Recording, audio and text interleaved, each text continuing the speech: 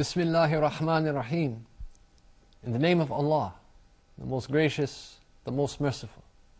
All praise is due to Allah, and may His peace and blessings be upon His last messenger Muhammad, and upon all those who follow the path of righteousness until the last day. We welcome you once again, dear viewers, to another episode on the Hereafter. Another in a series of Islamic programs presented to you by Sharjah Satellite Television from Sharjah in the United Arab Emirates. We've been talking about the situation of the disbelievers on the Day of Judgment. And we talked about some of the disgrace and degradation that they would go through. And we started now looking at the voiding of their deeds. That these people, the disbelievers, the criminals, the oppressors, the wrongdoers, on the Day of Judgment, their deeds will be voided. They'll be wiped out, useless. There'll be nothing. And we talked last time, we were discussing about the money that the wrongdoers, the money that the people spend.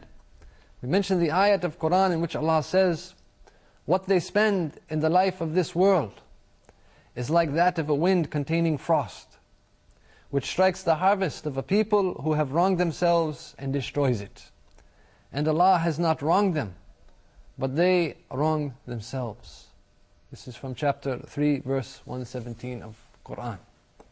So these people, the wrongdoers, they're spending money, but spending it in a wrong way. Spending it to do evil, spending it to commit sin, spending it for the wrong reasons, for the wrong outcomes or what have you. And so Allah is giving this analogy, that the money they spend, it is like a frost. The likeness of what they spend, it's like a very cold wind, which blows over the harvest so that they lose all of their harvest. It would destroy it. In other words, a frostbite.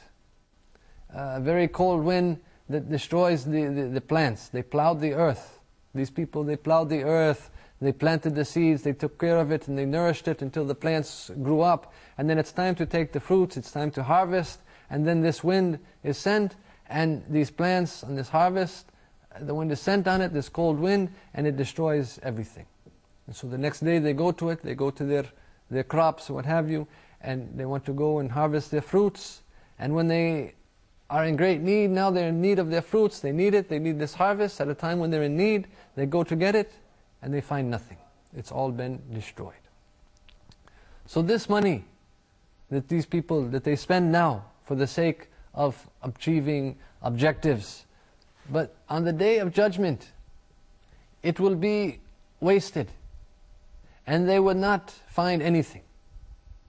When they need something, when they need these deeds, at the time of harvesting now, when the person will need their deeds, he's going to his harvest to collect this money that they spend, it's like a cold frost, and it will destroy everything. So they have nothing. On the day they need it most, they will go to collect their deeds, and there's nothing there. It's been destroyed. And Allah says that it is not Allah who has wronged them. Allah did not wrong them, but they wronged themselves. When we talk about these ayah that say that their deeds are useless, a person, they might wonder, isn't Allah just? Isn't Allah going to reward these people according to their deeds? Isn't Allah just? He's adl, He's just. Allah, in order to clarify in our minds, in order to clarify this, Allah is saying that Allah did not wrong them. Yes, Allah is just. Allah did not wrong them. But they wronged themselves.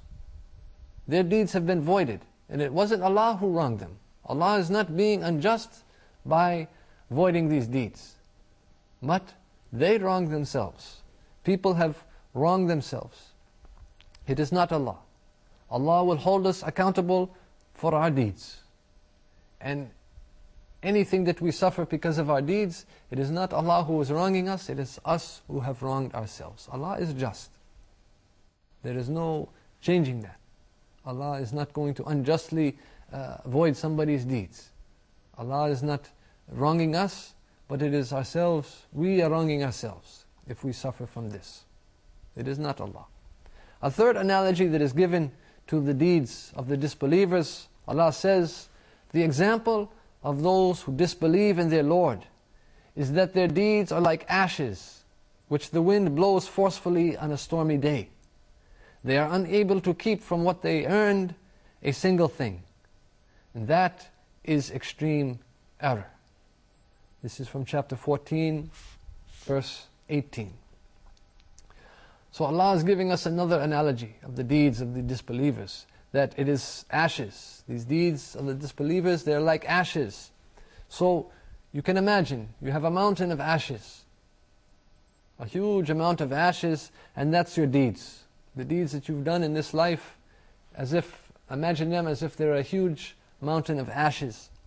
And it appears to be huge. It is a big mountain, a huge mountain of ashes. You've done a lot of acts, a lot of deeds. And now these deeds are appearing in front of you as ashes. And you go, you have this huge mountain, and so you go there to collect your reward for these deeds. And a very violent, very strong wind comes and blows away all of those ashes right in front of your eyes. You've done all of these deeds. Imagine these deeds that you've done throughout your life are ashes, and you have a huge mountain of deeds and a huge mountain of ashes. You go to collect your reward for these deeds, and a strong and violent wind comes along and blows away all of these ashes right in front of your eyes. So imagine you're trying to hold on to ashes. And what can you hold? The wind now is blowing these ashes around. You're trying to hold on to ashes. You're trying to hold on to your deeds. But they're like ashes. What can you hold on to? You can hold on to nothing. It's nothing. It will be nothing, and there is no substance to any deeds that are done not for the sake of Allah. Anything that is not done for the sake of Allah, any deed that is not done for the sake of Allah, there is no substance to those deeds. Even if a person has a huge mountain of deeds. A good deed, they can be good deeds. They're not necessarily bad deeds or evil deeds. But those deeds were not done for the sake of Allah. They were done for worldly gain, they were done for show, they were done for popularity, they were done to acquire this, to do this, to get that, to satisfy this person or what have you. They were done for every reason you can imagine except for the sake of Allah. So no matter how many deeds, how good the deeds, if they're not done for the sake of Allah, they have no substance, they are not accepted. That is why, and we look at the wonderful and the eloquent and the illustrations of Qur'an. Ashes are a lot. The person has a huge mountain of it, but it is nothing. It is worthless. Why? Because of one of two reasons. One, these deeds are missing the requirement of ikhlas, the requirement of sincerity.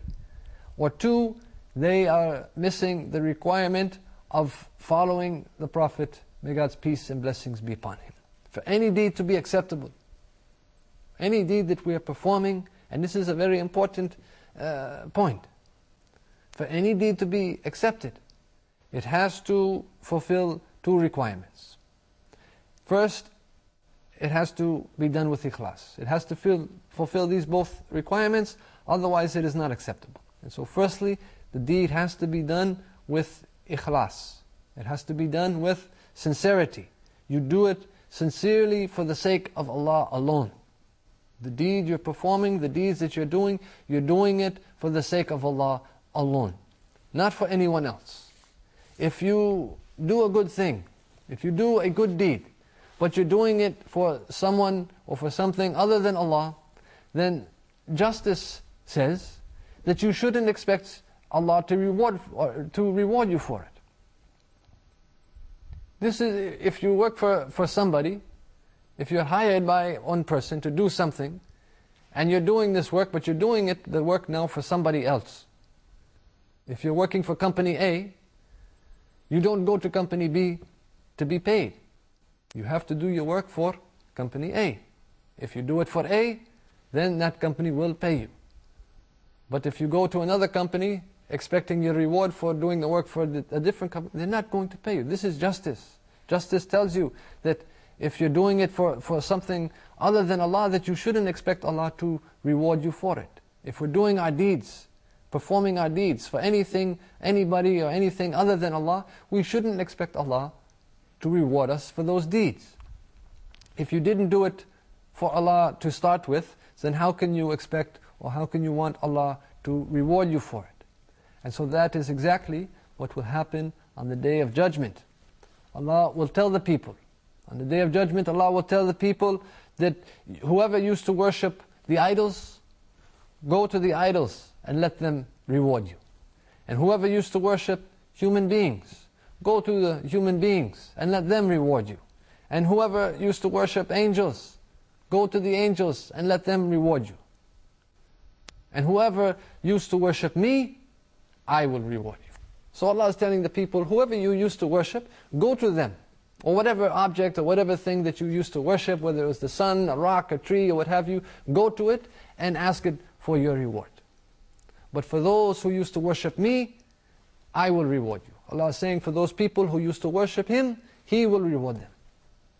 But the people, anything else that you used to worship, anything else that you used to do, your deeds for the sake of anything else, go to that person or go to that object, that thing, what have you, and ask for your reward. But the people who did it with ikhlas, who did their deeds with sincerity, who did it for the sake of Allah, those people who worshipped Allah, Allah says He will reward you. These deeds of these people, of the disbelievers, are missing one of these two requirements. Either they're not done with ikhlas, or they weren't done according to the way shown by the Prophet Muhammad, may God's peace and blessings be upon him. This second requirement is following the Prophet, may God's peace and blessings be upon him. You have to do it the right way. This is the second requirement. You could be doing something with ikhlas, but you're not doing it the correct way. You're not doing it in accordance with the sunnah of the Prophet Muhammad, may God's peace and blessings be upon him. So you do it the right way. The act has to be done the right way, with ikhlas, and it has to be done in the correct manner. You cannot invent the way that you want to worship Allah. You cannot make up the way that you want to worship Allah. You can't just make it up or invent it or do whatever you feel is best, or whatever works out best for you.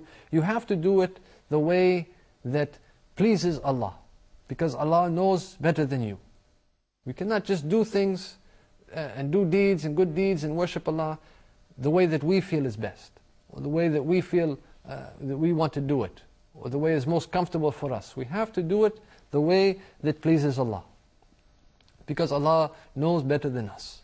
Therefore, we leave it up to Allah to show us the way to worship Him. As the one who is asking us to worship Him, then you need to do it Allah's way, not your own way.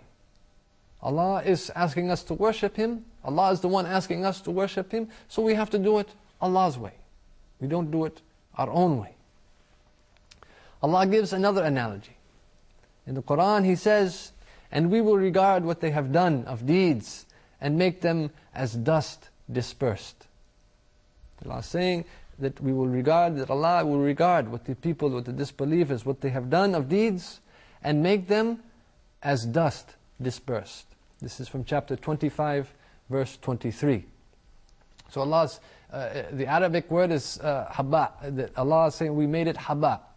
And Ali ibn Abi Talib, when he described this word, which is translated as dust, haba, he described it saying that if you're in a dark room, imagine if you're sitting in a dark room and there's a small window and there's some light shining through that window, and you can see there's like you see this beam of light shining through the window. You're sitting in a very dark room, and in that beam of light there's some very small particles. You see very small particles floating in that light. You can see these particles floating there in the air.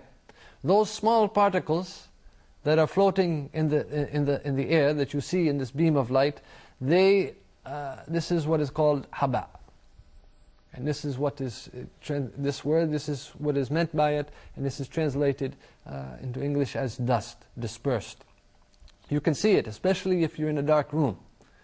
Most of us have probably seen this at one time or another in our life. You're sitting in a dark room or in a semi-dark room, and there's a ray of light coming through, and you see these small particles of dust floating in the air. That is haba. So all of these deeds that these people were doing, all of these deeds that the disbelievers, that the wrongdoers that they were doing, are going to be like this dust, these fine particles floating that we see in the ray of light. They will be scattered. Manthura. In the Arabic it's saying manthura. This is dust dispersed or scattered. So, like you see these small particles floating and it's scattered. It's all over the place. This is their deeds on the Day of Judgment. So you try to collect your deeds. You will try to go and collect your deeds, and they're scattering in the air. First of all, there are these small, fine particles floating in the air all over, and they're scattering in the air. What will you be able to collect from it? So it's all gone. There's nothing that you will get, that the people will get from their deeds. Allah says, say, shall we inform you of the greatest losers as to their deeds? Those whose effort is lost in worldly life, while they think that they are doing well in work. Those are the ones who disbelieve in the verses of their Lord and in their meeting Him. So their deeds have become worthless, and we will not assign to them on the day of resurrection any weight. This is from chapter 18, verses 103 to 105. So Allah is telling us about the greatest losers. Those people who, they think they're doing good. In this worldly life, they think that they're doing good. They think that their deeds are good. But on the Day of Judgment, these deeds have become worthless. They think they're doing good when in fact they're doing wrong, they're doing bad. And their deeds have become worthless, and Allah will not give them any weight on the Day of Judgment. They're worthless. And so, who is the greatest loser? We see from this ayat, Islam gives us definitions of concepts. We have a definition of the concept of happiness. We have a definition of the concept, the Islamic definition of the concept of loss, and the Islamic definition of the concept of good, of the concept of bad, and what have you.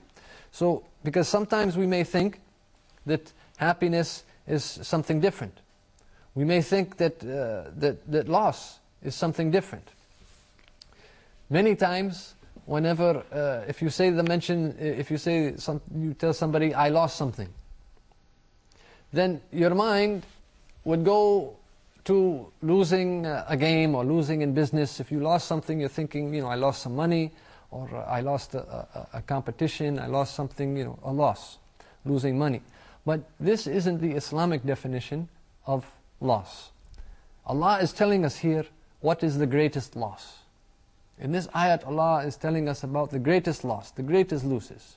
You want to know what is the greatest loss? Allah is telling us that the greatest losers are the ones who wasted their time in this world. Those people who wasted their efforts, who wasted their time, they wasted their energy in this world, thinking that they were doing good. They were thinking that they were doing good. They were wasting their time in this world, thinking that they were doing good. That is the greatest loss. Because they spent their lifetime thinking that they were doing good, but it's all worthless. So these are the people who will be the greatest losers.